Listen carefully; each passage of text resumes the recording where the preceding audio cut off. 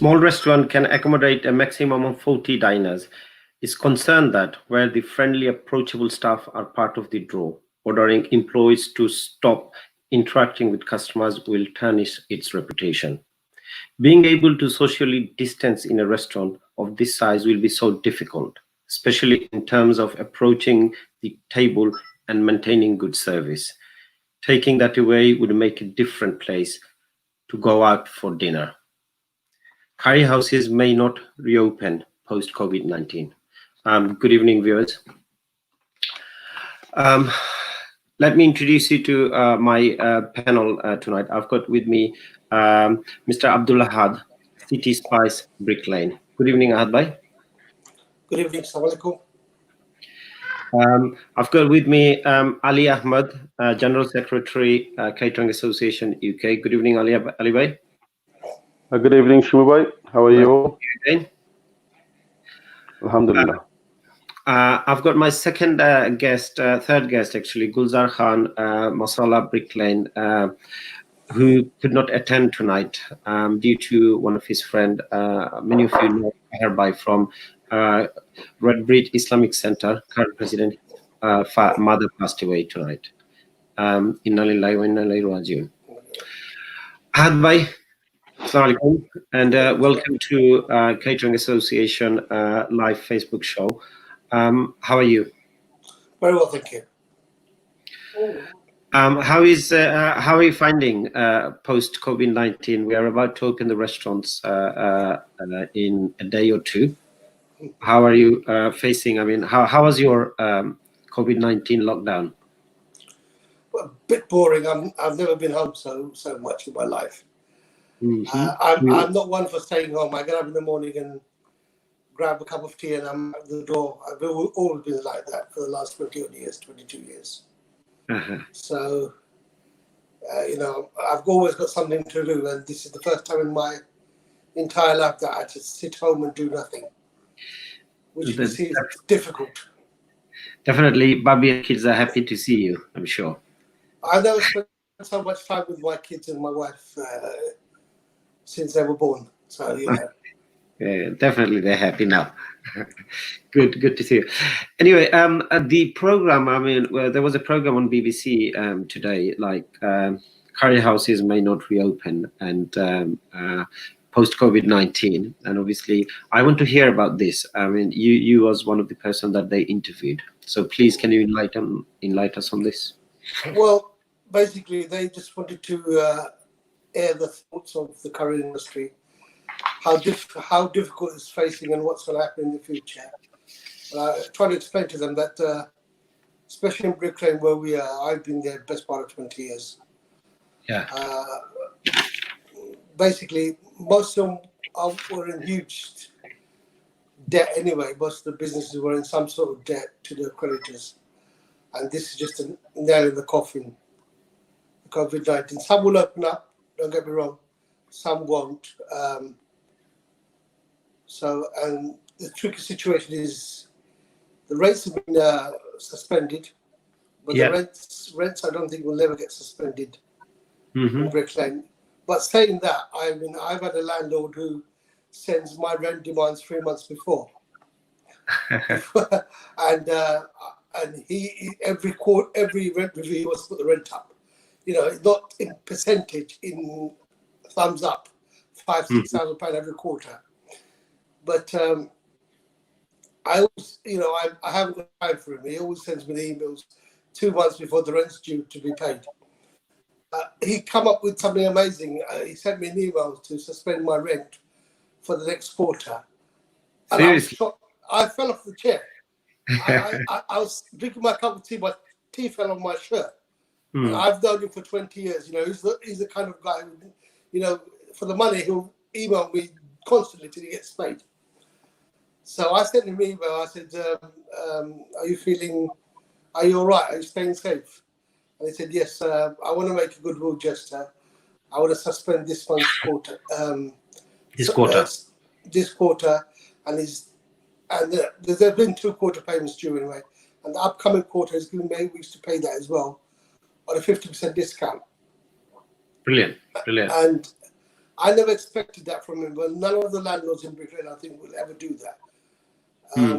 But there we go. This is a unique situation. Yeah, I think this is something that is happening with most of the people. I mean, the landlords are playing a pivotal part in this COVID-19 situation. There are a lot of landlords doing the same thing. But there are other people that we heard that they're facing difficulties. That most people are. This is yeah, one in a tiny minority. yeah, It's the tiny minority. You can't take his goodwill as a plus negative point. But this one in maybe 100,000 one. And saying that, I mean, I've been a tenant for 20 odd years there, and I think he's seen a bit of light in me that there was a rent review due to go in. We were negotiating a rent review, and I agreed to that. And unfortunately, he didn't put anything in the email, so that went out in the window as well. So there are good people and bad people, but most of the buildings are owned by companies in most of London, and they have vast mortgages and vast payments to look up to. So it's not just a one-way street for the tenants. It's a two-way street for the landlords as well. Sure. Yeah, so that's very good to hear that your landlord is playing a role, but there are a lot of people. But there was a law. It's not a law. It's just basically government saying that the landlord cannot. I think up to September they cannot send you a statutory demand straight away for the rent at this moment. They can send you a reminder, but it's not a demand. It's a reminder. Yeah, that's right. I looked at that. I looked that up, and it's just a temporary. It's just a temporary thing to give people a breathing space. But the rent is entirely up to the one individual landlord. Whether the rent is that quarter's rent is due. Yeah. If you pay 6 months later, you still have to pay that quarter's rent. Yeah. No, that's obviously the negotiation you have to do with your landlord. This is something that we have been saying from day one. Just start negotiating with the landlord. And I'm sure some landlords, not some, most landlords have done it. Some landlords haven't.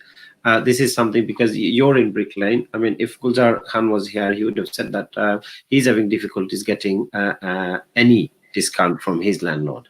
Oh. Yeah, he's on 90 Brick Lane. This is something very concerned. And what was the other reason that you said that you think that curry houses may not open after COVID-19? As I said, there's a lot of people, especially in London. Their margin over the last few years, their margins have gone really down in catering. You know, when we started off, there was 60-70% profit in the food market. Yeah, that's over the years. Obviously, over the years, that's been eaten up by the landlords, the rents, the VAT. It's constantly gone up. Cost of food from 2014 and 15 has gone up by 25-26%. Where have the menus gone up by so much? You know, I haven't seen a menu that's gone up by 30-40% in the last 7-8 years. So the margins are getting really, really smaller. And everybody who's in catering thinks that tomorrow's going to be a better day than the day before. You know, I'll do something spectacular, you know. I might get lucky and, you know, I'll fill up the restaurant every day. They live in hope.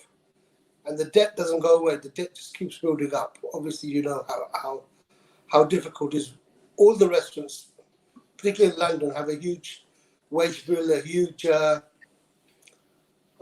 food bill, VAT bill. So, you know, the 60 and 70% profit went out the window a long time ago. It's more like 10-12% in net gross, you know. So they're all of them are in some sort of trouble, you know. Sure. Thank you, Ahmed. We'll come back to you. Ali Bhai, can you hear us? Ali Bhai? Can you hear me? Yes. Okay, yeah. I hope your connection is good. I just wanted to find out, obviously, you are ready to open on Saturday, I believe. Yes, I'm actually opening 3 of my branches on Saturday. Okay. We have got a few branches not opening yet. Mm-hmm. You see, assalamu alaikum to everyone, first of all. Hope everyone is well. Thank you to all the viewers for joining and watching our show. The thing is, the present that we are facing now, this immediate future, is a very uncertain future. Mm-hmm. We, as owners in this catering trade, are actually at the most difficult times ever. We haven't, I don't think anybody could say we've actually faced a period like this. Nobody's ever, even dreamt of actually being in this situation. So now with the government announcing that restaurant and the hospitality sector can reopen on the 4th with very, very strict guidelines. So it's for us, my restaurants that are opening on Saturday, we are actually following every single guideline that the government has given. We're having screen guards, distancing tables. The most important of them all is a COVID-19 risk assessment. I know many people are actually quite confused how to go about doing it. They're thinking, if I just space the tables out, we could just serve customers. That's not all. You have to have a lot of things in writing down, like COVID-19 risk assessment. Done my head in. I done it myself, and it was so confusing. You have to assess the risks, see what the risks are, how you're going to tackle the problem, and then every single customer that dines in your restaurant, you need to keep the data, like the names and addresses. The reason for keeping this data is if there was an outbreak in your area, they could narrow it down to where it started from. Yeah. And for example, if the specific person dined in your restaurant at this specific night, so they could narrow it down and start on their vaccination or whatever they're going to do. So now, so I think the restaurants that I am opening, I think we're ready. The restaurants that I'm not opening, the reason we're not opening them is because we can't, cater for the customers. The small restaurants, we could only feed a handful, 20, 30 people, and that's not going to get us by. Don't get me wrong, our takeaway trade is going to gradually slow down because people are going to start dining out. Yeah. Everyone is, a lot of people are doing good takeaway trades, delivery trades, but that's going to be half or even, come down a lot. Because these are the very same customers that are going to be going to dine out. So it's going to be affecting everybody. And I think a lot of small restaurants and takeaways, the reason they're not going to open is because only they know when they open, they probably won't do the survive. Only the people who will be opening, I think the strongest will survive at this very moment. As you know, we've spoken about this in our previous shows. Only the restaurants that have moved on with time. I'm coming back to this same thing again. Restaurants that have moved on with time, because I know a lot of restaurants from my families that haven't moved with time. They've seen a decrease in their turnover over the years, and especially with this lockdown, 2 of my family members, the restaurants are actually shut completely. So that is very dark days for them. And I know many of our curry restaurants and takeaways are going to be shut over the next 6 to 8 months because they cannot survive with this new legislation. Well, not legislation, but basically, Ali Bhai, to add to that, what is happening is actually post-COVID-19 is just starting, and the actual effect of the coronavirus or the COVID-19 lockdown, it's going to be coming ahead in the future, isn't it? So that yes. The future is very bleak. That's right. I mean, many people will not feel it in the coming couple of months probably, but in the coming 6 to 8 months, 8 to 12 months, that's when you're going to feel the crunch. You saw the news today that the many big shops, they're closing their doors, following people. Oh, sorry, not following. They're actually, I think Topshop, Harrods. Yeah. There's about 1,200 jobs.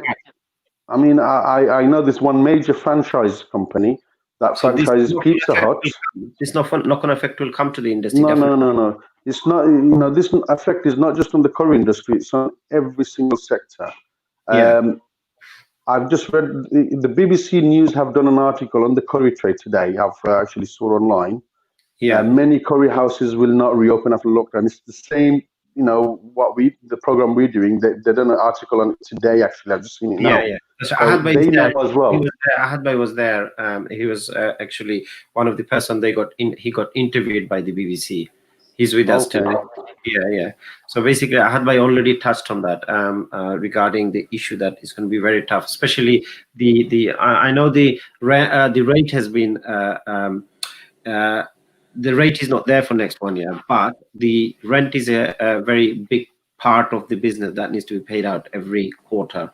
Yeah. But as we discussed earlier, some landlords are cooperative, some are not. So this is where the big point is. If the landlord helps, then this is going to be easy for the owner. This is what Yeah. we were discussing If earlier. if I just add with you, Shimu, sorry. The reason Yeah. is what it is. A lot of people are saying we should get free rent. But we have to actually understand from the landlord point of view. Many landlords, these properties are not freehold for them. They're paying a mortgage as well. I've come across a few of my, I've had one landlord who said to me, I think Ahmed was saying something similar before. I'm going to deduct your rent for the next 2 quarters. She's got a freehold building, and she said, "Ali, this doesn't affect me." But I said to her, "Look, if I'm not doing enough trade, I will pay you half rent. And if I'm doing the right trade, I'm not going to pay you half rent. I will pay you your full rent." So now I'm doing decent trade. I'm still paying her the full rent, but it was good of her because she knows she hasn't got no much outgoings on this specific building. So hence she says to me, "Ali, I will deduct your rent 50%." But I know many other landlords, they have got mortgage on these specific properties. So hence they probably are not able to offer us the same gesture, like, deducting the rent, or even, saying no rent for the next quarter or 2 quarters. But it would be nice because there is a lot of tenants have been with a lot of landlords for a long time, 15 years, 20 years. And it's come to time now, a lot of these people will close the doors and walk Sure. out because they can't do nothing much. No problem. Thank you very much, Ali bhai. I'm gonna I'll come back later on. We need to discuss about. I was in ATN on Monday, and obviously there was a discussion about the bounce back loan and what's happening within the community and stuff like that. We will come back to that. But Ahad bhai, I want to hear from you. Your restaurant. I saw some photos today of your restaurant. Yeah. Tell me about it, please. It's we've done the COVID-19 legislation. We put perspex dividers between the tables. We've lost lots of the tables. We've got 110 seats. Our capacity is down to about 60 odd seats left. So it's half what you had before. Yeah, just over half what we had before. So yeah. let me just describe. I mean, this is what I saw, that you've got one table, then you've got a partition, a glass partition, or plastic partition, then you've got another table, then you've got another partition. This is what you have just done, yes? Yeah, we've just done that. Had it done, yeah. Yeah. So basically, it's going back to 90s. That the old restaurant used to have the cabins. Yeah, the cabins. Yeah. Okay, and what about the sanitizing, and how are you gonna? Well, the other part was the bathroom. So, what are you doing about that? I mean, we've got sanitation stations outside the bathroom and as you walk into the restaurant. So there will be somebody attending to the toilets, and there will be somebody at the door trying to, when the customers come in, to get them to sanitize their hands and get themselves clean before they sit down. And we'll take it from there. Sure. And obviously, do you need to take the temperature measure when the restaurant comes in? We're not following that guideline. That's not necessary. That's But we have to take all the name and addresses of all the customers and take their details down as they come into the restaurant. Yeah, I want to show you some pictures of the restaurant that you have done some work in your restaurant. Let's play a small video of that. Then we'll come back to you again. Sure.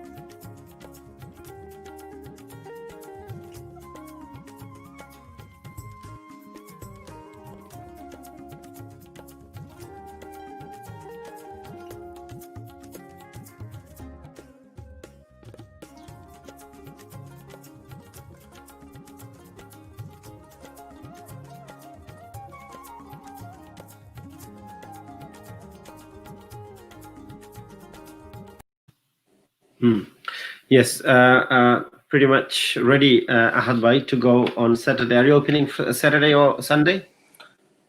We plan to open on Saturday, but if we can't organise everything, we'll open on Sunday. Sunday. We'll Okay. hope. I was the reason I pointed out the measurement of temperature is that I was in Turkey last about 3-4 days ago, and every time you come in and you go out, they take the measurement of your temperature. So that's what I was thinking, that are we going to do that in UK as well? I don't know. We've not been. The guideline hasn't said that yet. The guideline all over the place at the moment. I mean, in Scotland today, I've heard they're wearing masks inside shops. So in England, there's no only in public transport that you need to wear masks. So it's not quite clear, but we'll do what the government says. What appropriate steps we have to take, we'll take them as they come along. But I think the government is finding their feet as well. They're learning as they go along. Sure. No problem. And also the other one was, the first one is that you have to let your authority council know that you're opening. So it is something that you have to email them. Ali bhai, can you come into that, please? Have you notified your council that you're opening on such and such date? Well, to be honest, I've actually come across this. It says on the guidelines you have to notify your local authority of opening. Last week Friday, I was on the call to my local environment time over an hour regarding everything, how it's going to work, what we should, what we shouldn't. Something that she said to me, just email them saying you're opening, so they've got you on their database that they know you're open.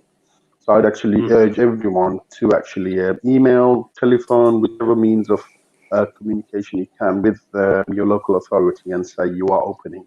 But first and foremost, the most important thing, you have to comply with all these regulations, because otherwise, make sure you know what you're doing, because this is really difficult times for us, really testing times. If you don't know something, you can ask us. You could go onto our website, Catering Association UK, the CAUK.org, or you could comment on our Facebook pages, and we will happily help you as much as possible, because this is why we're here for all the caterers to help them. But please don't just open the doors if you don't know what you're doing. Saturday the 4th, best thing for everyone to do is do reservations only, so you know which customers are coming in, how many people are coming in. You could have a database of these customers. That would be good for your business as well in the future. You know exactly how many people you fed, where they came from. Are they your local customers, or they came from UK? So it's an advertising you could use for future needs, for your marketing needs. Best thing is for everyone, because I've recently found out I've got a few restaurants in different councils. Different councils are different. They've got different legislations in place. I've got one restaurant in it comes in the Cannock Chase Council, which is in Staffordshire, and they were a bit more lenient. The lady, the very good environmental health officer, she actually came to my restaurant with all these stickers, all the guidelines, how things should be. Restaurants in Warwick District Council, whereas I had to make my own these posters, all these hand sanitizing posters, toilet, you have to want people going into the toilet. Also, the most important part is, I've actually done, I know a lot of people will be doing, is a cleaning schedule in the toilets, washrooms. They need to be sanitized, clean every so and so, every hour, every 2 hourly. Like, if you go into big hotels or service stations, they have a cleaning schedule. Like, whoever cleans the toilets, the names are on there, the time they cleaned it. So this is something I'm actually imposing in all my restaurants, which the local authority, the environmental health agency, has suggested me, saying the toilets must be cleaned at all times, and not want more than one person at any toilet at any one time. So it's keeping to a minimum. Oh So yeah, basically, depends on how busy is the restaurant. So on depends on that. So how many times? Let's say if there's so many customers they're using the bathroom, so you do it every half an hour, or if it's not busy, then every 1 hour. So it all depends on how that's busy right. you are. Yes, Thank you, Ali Bhai. that's right. Yes. Yes, hopefully we all are ready to open on 4th. If not, the following week we are all going to be opening, and hope the business does well. But the main question is, I was on ATN the other day, and obviously to both of you, I want to ask you a question that basically I've been asked, and it's not just I've been asked, and there was a discussion. What the question was that bounce back loan, the people are taking, and basically apparently this is becoming a little bit of shame for within our community, that the business owners are taking the loans, they're not going to pay back this, that. So I did defend, I said, look, this is not something that a discussion should come now. It probably after 1 year or so we'll find out what's happening. People are not the business people, the actual business people will not do that, and they are not thinking to do that. There are some rogue businessmen who are thinking to do that. Ahmed, I want to come to you on this one regarding the bounce back loan. Within our community, there is a discussion going on about this. I'm gonna enlighten you in this. Please. I'm gonna go back previously to the grant. Yes. Some businesses receive 10,000, some businesses receive 25,000. Yeah, That's right. I don't know how the news travels in our community, but the 25,000 was there to pay the rent and rate. And when we closed the businesses, there were utility bills due on them premises. That's right. Yes. Because the revenue stopped suddenly, and there was bills outstanding. This was the 25,000 was there to help us keep our relationship with our landlord, our utilities not to be cut up, disconnected, our suppliers not to be knocking on our doors. Yes, that's right. Everybody thinks it's a free money. How is the free money? The grant is there to help keep our doors open. So that's that right. disappeared. That 25 grand which I received disappeared within the first 2 to 6 weeks. Within a week. Because there was loads of due bills. Yes. Due bills, we had to suddenly shut the restaurant. So everybody thinks in our community that, oh, he's got £25,000. It's free money. It's not free money. It's a myth. It's a myth. The myth is there. If you look at our expenses, we all businessmen know how much we fork out our pockets to keep these places going. Our employees, or the person walking down the street, thinks we have 50 customers and we've made £5,000. We're lucky to take £500 home net. Do you understand what I'm saying? Yes. So that's the whole issue. They think we had free £25,000 sitting at home, and that's it. We've we put that in our pocket. Our restaurants have overheads of between £7,000 to £8,000 a week minimum in my part of London. So £25,000 was a drop in the ocean. Since I've been closed, I've put near enough 60,000 from my pocket to keep the business afloat. So where was the £25,000? It's gone. It's a myth. And second question about the... Yeah, go on, sorry. The second question about the bounce back loan. This is also here to help the business survive till we get around, because this pandemic won't go away. The government's not silly, just hand out money on a plate to everybody willing and the businessmen. They've given us to support the business for the next 12 months. That's why it's interest-free for 12 months. Yeah? Yes. And that 50 grand should be put aside to help the business in the coming 12 months. That's why it's interest-free. It's not there for me, a businessman like me, to put it in my pocket and go and buy a car. It's not going to work like that. In 6 months' time, you're going to be stuck. Who's going to help you out then? You can't go back to government. You can't go to your uncle, somebody else, and borrow some money off them, because everybody will do with the same boat. Yeah, this is my point was.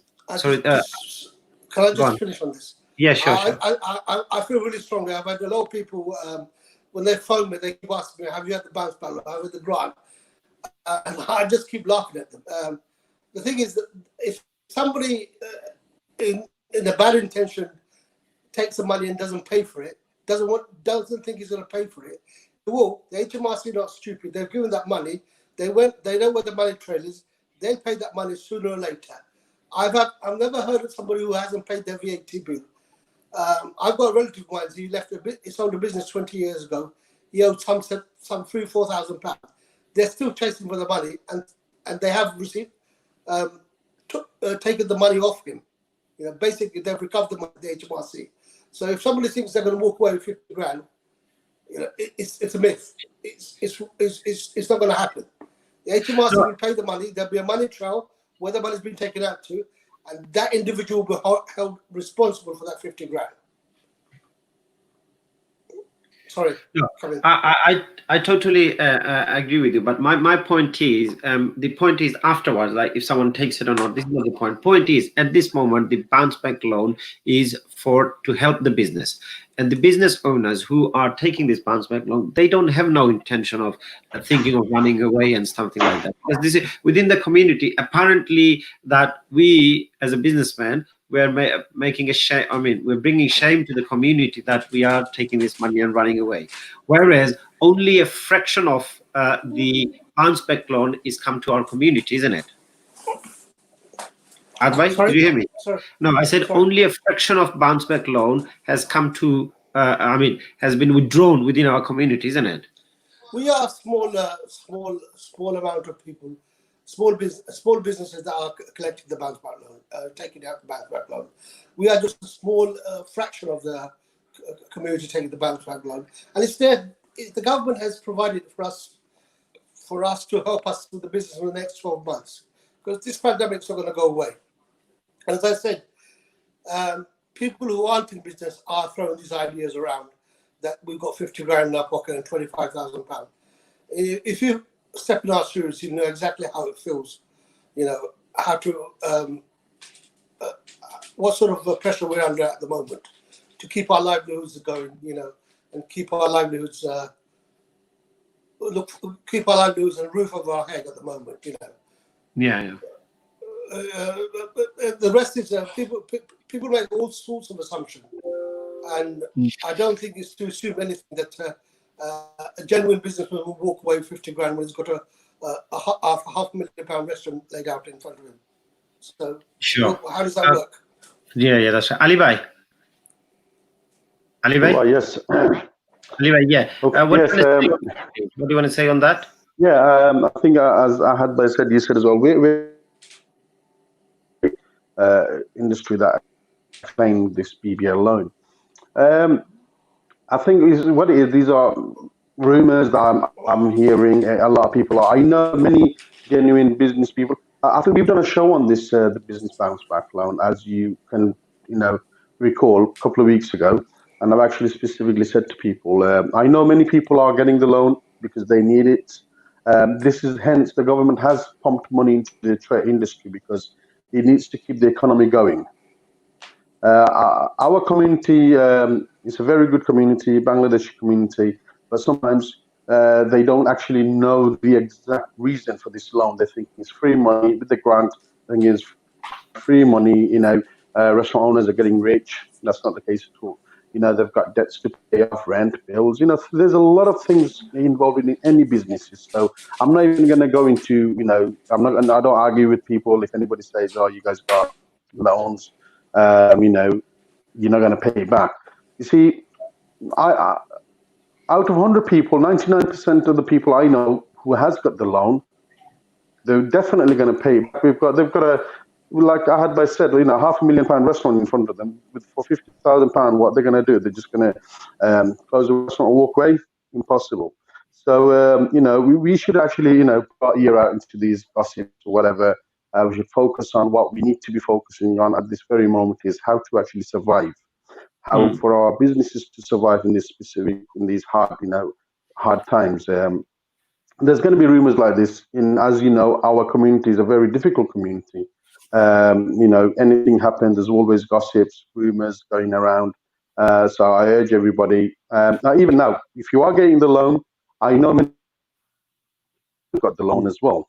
I've said to people, if you need, if you've got debt, get the loan, pay off your existing debt, and make it into one small payment, because the government has given you the leeway 12 months, first 12 months, have a payment for 12 months, and on the 13th month you start paying. So if you've got small loans, debts, suppliers, pay them off, just have one small payment to make every monthly. I think it's a very wise decision. So, you don't have 10 payments to make, you have one payment to make. So which is really convenient. I thank the government on behalf of the Caterers Association, actually. I thank the government for giving us something like this. But I think we need more money pumped into this catering trade industry, because we, out of a lot of people, the small medium SME businesses, we need more funding. Like I think show where we needed to actually, and we urge the government to cut our VAT. 20% is a high amount for us. We need them to look at this. I think they are looking into this. There probably will be something good news for us in the future, where they might slash the VAT rate a little bit. Even a little bit helps. Every little helps. But definitely, most importantly, we need some more funding, because without funding, we can't go ahead. We can't actually overcome the obstacles coming. This is another topic that basically after opening then we will find out where we stand, how are the customer responding to our opening, everything. So yes, this is very vital that the government listen to the small businesses and be ready to do something in the coming months. Yes, the bounce back loan is there. And obviously the other one, obviously recently started your council. If you have not got paid for the grants because your rent was, your rate was over 51,000 or 52,000 because of that. But there is some money within the council. Every borough has some money, discretionary grant. So I would ask everyone that who haven't got the grant, they should apply, and it's a discretion by the council. So I've got someone today have confirmed that the council has come back to them and said, like, look, apply. It's a discretionary grant, so the council will decide if they're eligible and if they wanted, really need that money to help themselves. Because sorry, Ahmed bhai. Sorry, can I have a couple more seconds on those? Yeah, sure. I honestly think the government, if they didn't give us a bounce back loan, I tried to apply for the COVID-19 loan, the SIBLIS, the business interruption loan. Yes. COVID-19, it's so difficult and it's so complicated with the banking system, and the banks are so busy that most of us would have gone out of business. The bounce back loan wasn't introduced, from my experience. And it's helped a lot of small businesses, and I thank the government for what they've done. I never in the wildest dream thought the government would really jump in like this, but they have, and I appreciate what they've done. If the bounce back loan wasn't introduced, there would be so many small businesses that would have gone into liquidation. The doors would have shut permanently. With the COVID business interruption loan, that's much more difficult, much more complicated. Most people haven't. I've got friends and colleagues I know that they applied back in April. They haven't received an answer from the banks. So it's July now. If the bounce back loan wasn't introduced, most of the business would have gone out of business. None of these businesses here in this country, even the large corporations, small, medium, they don't have more than 4 weeks capital in their business account to carry on. This came into China in December, and by February, beginning of March, the whole world had collapsed. So if somebody thinks that we in our catering sector are misusing the money, I don't think so. I highly unlikely think that 99% of the people are misusing. There might be 1%, but 12 months down the line, 6 months down the line, they'll be stuck for money. Where will they go? Do you understand what I'm saying? If somebody's misusing the money now, this pandemic won't just go away. It won't just disappear overnight. It has no plans to disappear. So in 12 months' time, where would they go for money? That's right. So that's why the government initially introduced that 12 months free. So for the next 12 months, at least all these bids, and most of them are profitable business, a very, very profitable business, that, if we lose them, can you imagine the impact on the economy and all the family that each of these small businesses support, So Sure. there's no way I'm taking any criticism for taking the bounce back loan, or my colleagues who are in the catering trade, especially the restaurant sector. I'm not going to take no criticism from anybody. It's there for us to, it's here, the government introduced for our help. Whether you misuse it or not, that's entirely up to us. We're responsible for the money, we're going to pay it back. So I don't think there's something else to follow on from there. No, I totally, Ahmed, I echo exactly the same thing as you are, because obviously the loan is there for the individual business, and the individual business owner decide how he's going to spend this money. And I'm sure majority of the business owners are not thinking to do what the discussion that we are having. So basically, we want to move on from this one, and we want to say that this is a loan that has been given to the business, and the business are using this money to move on. Right now, we saw some picture what Ahmed is doing. He's investing some money to put some partition. He's investing some money to put a sanitizing station. So where is this money coming from? Who's going to pay for that? So every restaurant that are opening in the next week or so, everybody is doing something. So where is this money coming from? Obviously, money has been using. Yes, there are some people who will be doing that, and basically they're not a businessman. They're just there for it. So we cannot take the criticism for that. And I'm sure the industry, as a catering industry, is not bringing any shame to our community. We'll move on from this one, and hopefully we have given the message out. Right. Yes, Ali Bhai, what does I know? Yeah, sure. Sorry, I just wanted to add. I've had a message from one person on our live feed on Facebook.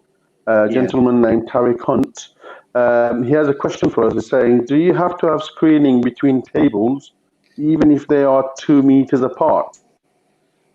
No, you don't have. Do you want to answer this, or Ahmed, or shall I answer this? I can answer it. You don't need to have a screening, Ali Bhai, as you know. Yeah, if you want to go ahead, please answer, Ali Bhai. Yes, so this is for Tariq Hunt. Thank you. Yeah, this is for Tariq Hunt. Thank you very much for your question. As you know, as everyone, through the guidelines set out by the government, if your tables are 2 meters apart, no, you do not need a screening. But, for your own safety, if you want to have the peace of mind for your customers to be peace of mind, you can add them.